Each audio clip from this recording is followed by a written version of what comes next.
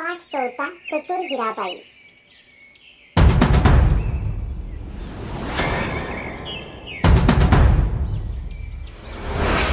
आठ झाले। माणिक झोपेतून उठला, बाहेर पाहिले, दोन बैलांपैकी एकच बैल दिसला। माणिकने बायकोला हाक मारले। दोघांनी सगळीकडे बैलाचा शोध घेतला, पण बैल सापडला नाही। दुसरा बैल चोरीला गेला होता। माणिक व माणिकची बायको हिराबाई बैल बाजारात गेले। अचानक हिराबाई ओरडली, अहो, हा पहा आपला बैल, चोर सापडला। आवाज ऐकून चोर घाबरला।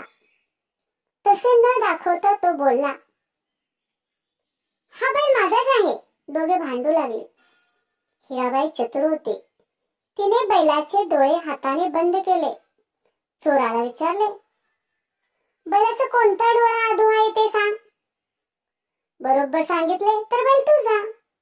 चोराने अगोदर उजवा मग डावा असं सांगितलं। हिराबाईने हात बाजूला केला। बैलाचा कोणताही डोळा अधू नाही असं दिसलं। लोकांनी चोराला पकडले। पोलीस आले, चोराला घेऊन गेले। माणिक आणि हिराबाई बैल घेऊन आनंदाने घरी गेले।